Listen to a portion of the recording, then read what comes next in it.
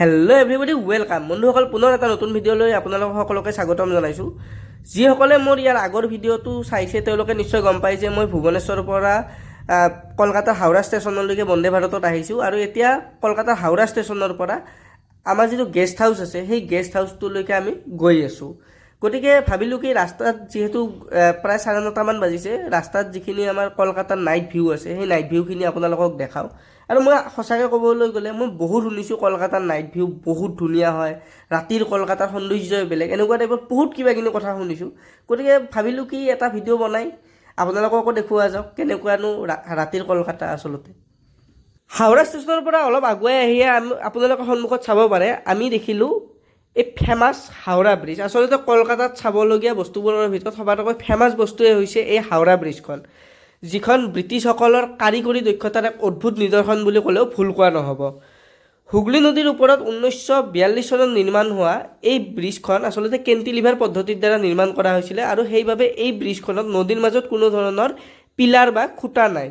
Cantilever আৰ্হিত আচলতে কি হয়, নদীৰ দুয়োপিনে দুযোৰ বা দুটা খুঁটা থাকে আৰু সেই পিলাৰ দুটাৰ সহায়তে সেই পিলাৰ দুটা ছাপৰ্ট লৈয়ে গোটেই ব্ৰিজখন টিকি থাকে। ঠিক সেই একে পদ্ধতিৰ দ্বাৰাই হাওৰা ব্ৰিজখন নিৰ্মাণ কৰা হৈছিল। হুগলী নদীৰ দুয়োপিনে দুটা 180 ফুট মানে 180 ফুট ওখ পিলাৰ আছে আৰু সেই পিলাৰ দুটাৰ ওপৰত নিৰ্ভৰ কৰি গোটেই ব্ৰিজখন টিকি আছে।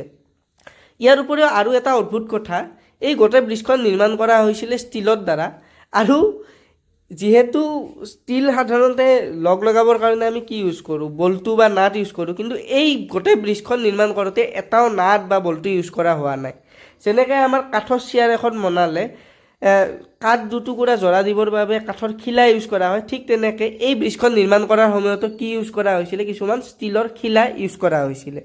ঠিক তেনেকৈ এই গোটেই ব্ৰিজখন নিৰ্মাণ কৰা হৈছিলে। আৰু এই ব্ৰিজখনত পিলাৰ নথকাৰ মুখ্য কাৰণ বেলেগ একো নহয়, হুগলী নদীৰ মাজেৰে যিহেতু বহুত বেছি জাহাজ বা নাও চলাচল কৰে, গতিকে যাতে নদীৰ মাজত পিলাৰ থাকিলে এক্সিডেণ্ট হোৱাৰ ভয় থাকে, গতিকে এই এক্সিডেণ্টবোৰ নহয় তাৰে কাৰণে এই দলংখন নিৰ্মাণ কৰাৰ সময়তো নদীৰ মাজত যাতে পিলাৰ নাথাকে তাৰে ব্যৱস্থা কৰা হৈছিল আৰু তেনেকৈ এই ডিজাইনটো কৰা হৈছিলে।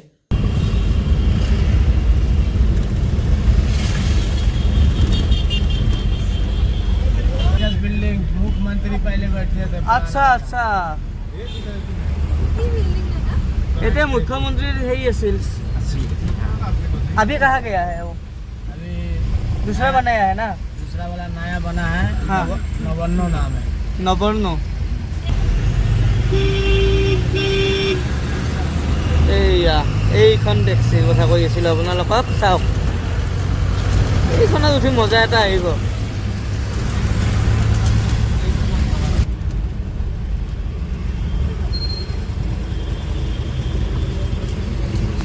ये कौन सा बिल्डिंग है भैया? पोस्ट ऑफिस का है। Post office, Indian post office है ना, उसका मेन ऑफिस है ना? वो देखिए वहाँ लिखा हुआ है। এটা আমাৰ যেনেকুৱা মেঘদূত ভৱন, এইটোৱে অলকৰ পোষ্ট অফিচৰ মুখ্য কাৰ্যালয়। इधर 3 किलोमीटर एरिया में ना, हाँ। जो भी पुराना सरकारी ऑफिस जो भी है ना, सब इधर ही है। अच्छा अच्छा, कोलकाता का। ये मतलब हार्ट ऑफ कोलकाता है एक तरफ से बोल सकते हैं। पुराना कलकत्ता है। এই সন্মুখত আপোনালোকে দেখিব পাৰিছে না, এই ৰেলৰ পটলিৰ দৰে ট্ৰেক টাইপৰ বস্তু আছে, তাতে আগতে ট্ৰাম চলা আছিলে, এতিয়া 2-1 জেগাত চলি আছে, কিন্তু ক'ত ক'ত চলি আছে গম নাপাওঁ, কালিলৈকে মাথা মাৰিম আৰু এইটো। তো এতিয়া আমি আহি গ'লোঁ আমাৰ গেষ্ট হাউচ আৰু আমি আছোঁ ইয়াত। গেষ্ট হাউচটোৰ নাম হৈছে ছানফ্লাৱাৰ গেষ্ট হাউচ, চাব পাৰে।